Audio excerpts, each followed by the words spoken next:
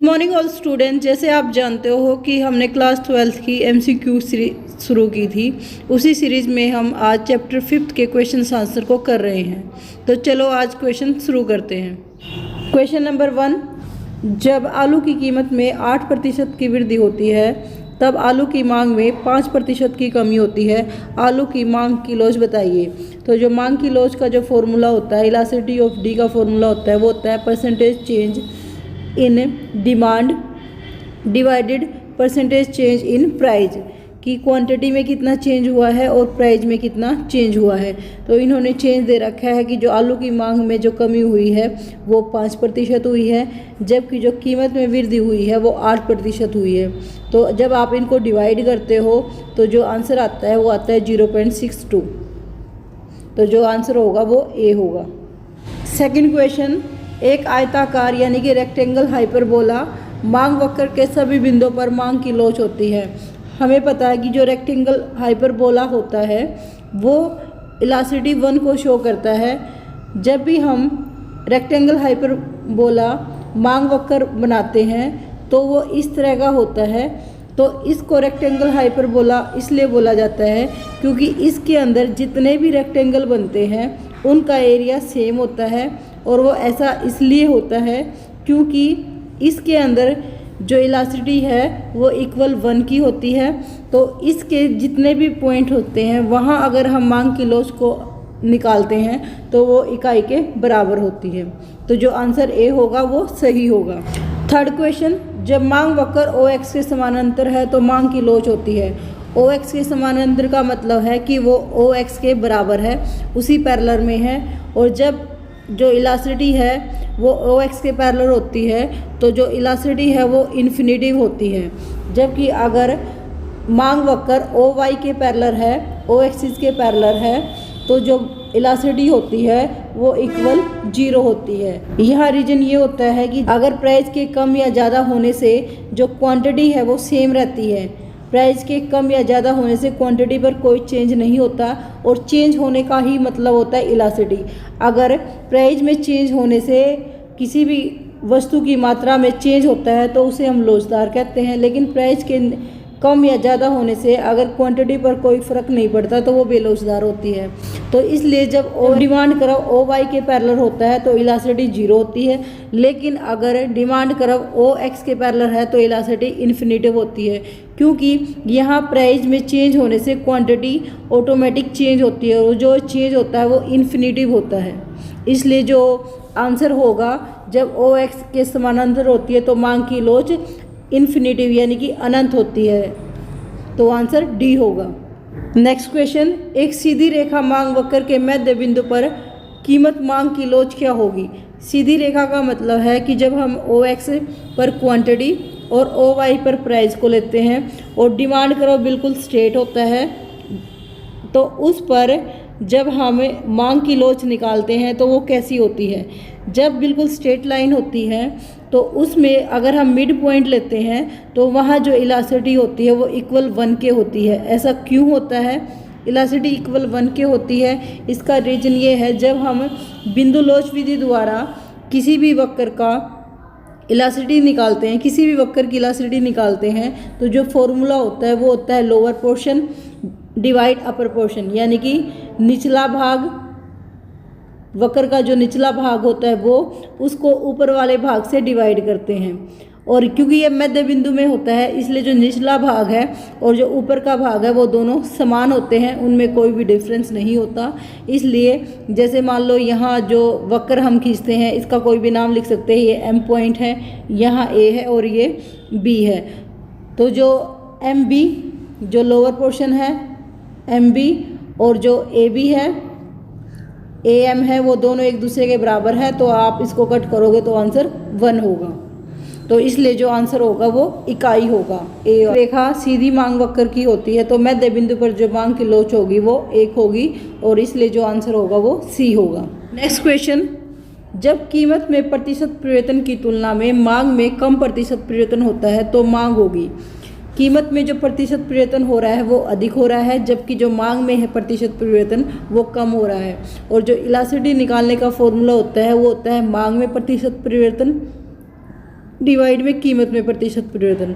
अगर कीमत में जो चेंज हो रहा है वो ज़्यादा है जबकि मांग में कम है तो इसलिए जो इलास्टिसिटी होगी वो लेस देन 1 होगी, यानी कि बेलोसदार होगी।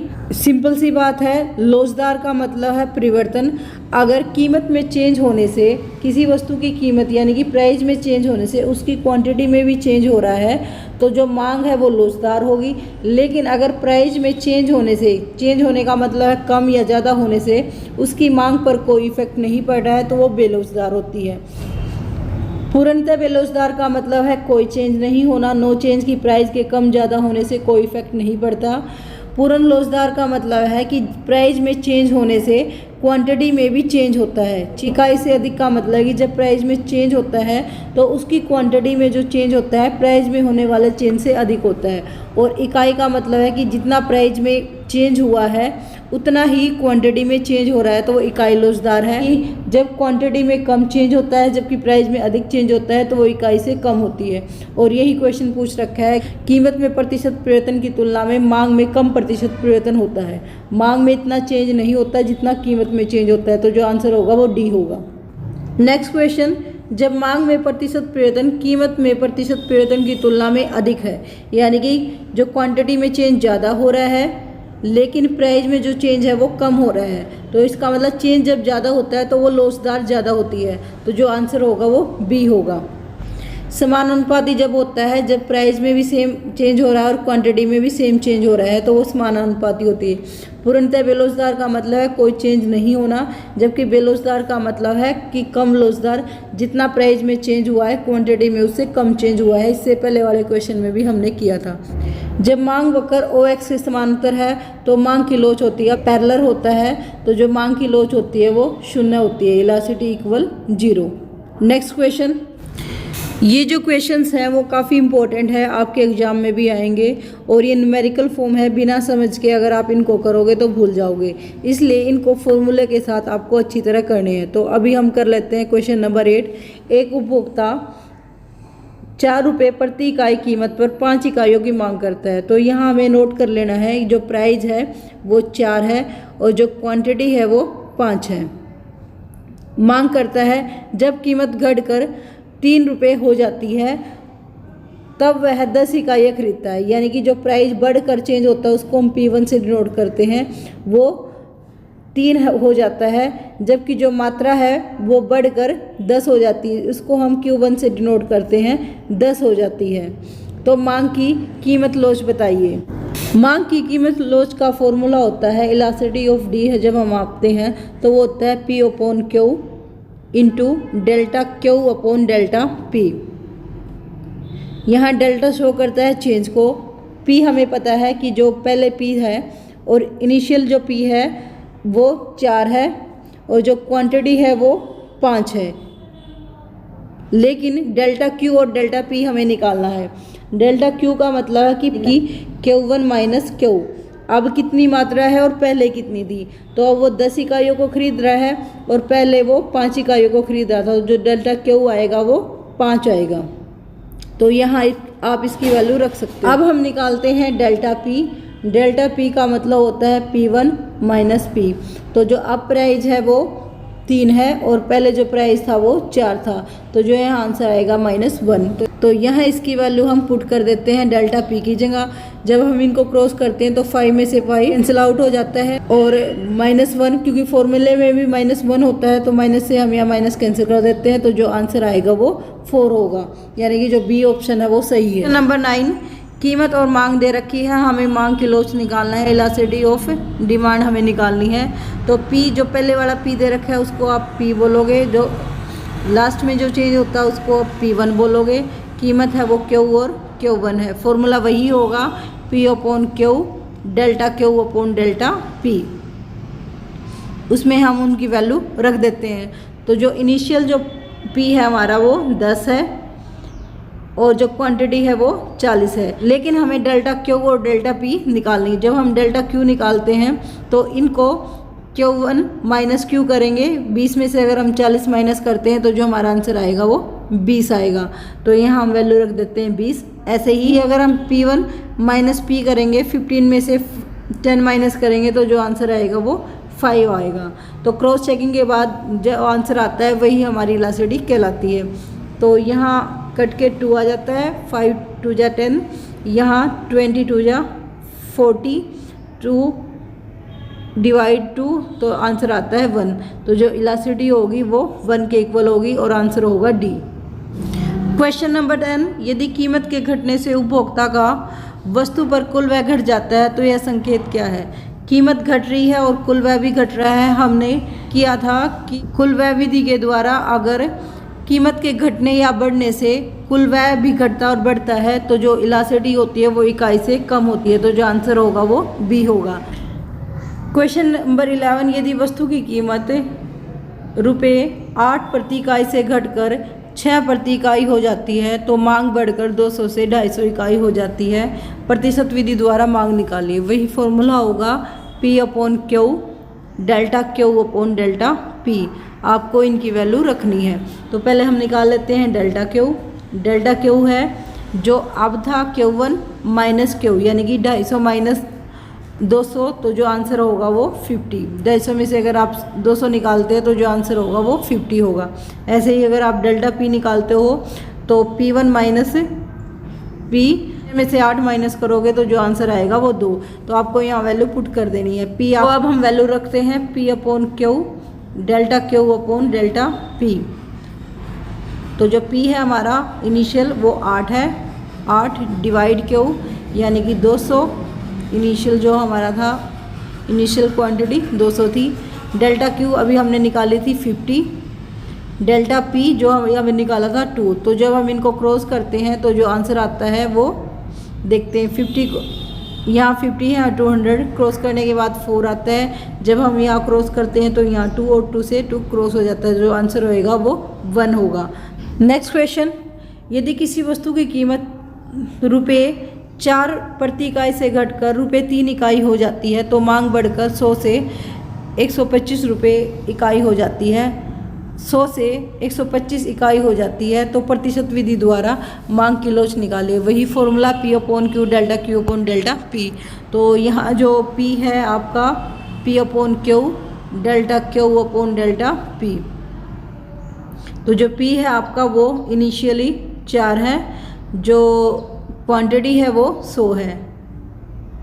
ऐसे ही जब आप डेल्टा क्यू करोगे यानी कि Q1 माइनस क्यू, यानी कि 125 में से आप 100 माइनस करोगे, 125 में से अगर आप 100 माइनस करते हो तो आंसर आता है 25। ऐसे ही डेल्टा P निकालना है तो P1 जो कि 3 है माइनस P यानी कि 4, 3 में से 4 माइनस करोगे तो आएगा आंसर -1। तो अब आप इनको क्रॉस कर लेते हो तो ये आता है 25 4 जा 100, 4 को 4 से कैंसिल करते हो तो जो आंसर आएगा वो 1 होगा। ये जो माइनस है और एक फॉर्मूले वाला माइनस होता है वो आपस में कैंसिल आउट हो जाएंगे। तो आंसर होगा बी। नेक्स्ट क्वेश्चन, जब मांग वक्र OX से समानांतर होता है तो मांग की लोच होती है। ये हमने किया भी था। तो मांग की लोच अनंत होती है। मांग की कीमत लोच की श्रेणियाँ कितनी होती है? मांग की कीमत लोच की जो श्रेणियाँ होती है वो 5 होती है। वो होती है पूर्णतः बेलोचदार, पूर्णतः लोचदार, इकाई लोचदार, इकाई से अधिक लोचदार और इकाई से कम लोचदार। अब हम सत्य असत्य क्वेश्चंस को करते हैं, ट्रू एंड फॉल्स क्वेश्चन को। फर्स्ट क्वेश्चन, जब मांग वक्र पूर्णतः लोचदार होता है तो लोच का जो गुणांक है वो 0 होता है। बिल्कुल गलत है। जब पूर्णतः लोचदार होती है यानी कि OX के पैरेलल होती है तो जो इलास्टिसिटी का गुणांक होता है वो इन्फिनिटिव होता है। ये तो ये असत्य है। सेकंड क्वेश्चन, एक सरल मांग वक्र की लोच बढ़ती है जैसे जैसे आप वक्र के निचले भाग की ओर चलते हो। ये जो है डिमांड करो बिल्कुल सीधी रेखा में दिखा रखे हैं। तो जब डिमांड करो बिल्कुल सीधी रेखा में होता है, जो इलास्टिसिटी होती है बिल्कुल इक्वल होती है। और जब हम सीधी रेखा से लोच निकालते हैं तो जो हमारा फॉर्मूला होता है वो होता है लोअर पोर्शन, लोअर सेगमेंट, जो भी आंसर होता है, डिवाइड अपर सेगमेंट। अगर लोअर पोर्शन में आप नीचे की तरफ जा रहे हो तो इसका मतलब जो लोअर पोर्शन है वो कम हो जाता है और जो अपर पार्ट है वो ज़्यादा रह जाता है, तो उसमें जो इलास्टिसिटी होती है वो कम होती है। धीरे धीरे जो इलास्टिसिटी है वो कम होती है, ना कि बढ़ती है। यहाँ जो इलास्टिसिटी होती है वो लेस देन 1 होती है और यहाँ जो इलास्टिसिटी होती है वो ग्रेटर देन 1 होती है। इसलिए जब सरल मांग की लॉज तब बढ़ती है जब आप वक्र की ऊपर की तरफ शिफ्ट करते हो। जब डिमांड कर्व बिल्कुल एक सीधी रेखा में होता है तो जो इलास्टिसिटी हमेशा ज़्यादा होती है जब आप मिड पॉइंट से ऊपर की तरफ जाते हो। जब मिड पॉइंट से आप नीचे की तरफ होते हो तो इलास्टिसिटी लेस देन 1 होती है। इसलिए जो ये है वो बिल्कुल रोंग है। थर्ड क्वेश्चन, जब कीमत के कम होने पर कुल व्यय बढ़ता है तो मांग की जो लोच है वो इकाई से अधिक होती है। बिल्कुल सत्य है। कुल व्यय विधि के अनुसार टोटल एक्सपेंडिचर मेथड के हिसाब से अगर प्राइस में और टोटल एक्सपेंडिचर में पॉजिटिव रिलेशनशिप है तो वो इकाई से कम लोचदार होते हैं। लेकिन अगर टोटल यूटिलिटी और प्राइस में नेगेटिव रिलेशनशिप है, यानी कि एक के बढ़ने से दूसरा कम हो रहा है, प्राइस के बढ़ने से टोटल एक्सपेंडिचर कम हो रहा है और प्राइस के कम होने से टोटल एक्सपेंडिचर बढ़ रहा है, तो इलास्टिसिटी 1 से अधिक होती है। तो ये बिल्कुल सत्य है। फोर्थ क्वेश्चन, स्थानापन्न वस्तुओं की मांग लोचदार होती है। बिल्कुल सही है। सब्स्टिट्यूट गुड्स की जो इलास्टिसिटी होती है वो ग्रेटर देन 1 होती है। दूध की मांग बेलोचदार होती है। बिल्कुल गलत है। दूध के बहुत सारे वैकल्पिक प्रयोग होते हैं। जब किसी वस्तु के वैकल्पिक प्रयोग होते हैं तो उसकी मांग लोचदार होती है, यानी कि प्राइस में चेंज होने से उसकी मांग में भी चेंज होता है। आवश्यक वस्तुओं की मांग कम लोचदार होती है। सत्य है। आवश्यक वस्तुओं का प्राइस के बढ़ने या कम होने से कोई इफेक्ट नहीं पड़ता, क्योंकि वो हमारे जीवन के लिए ज़रूरी होती है, उनकी मांग हमें करनी पड़ती है।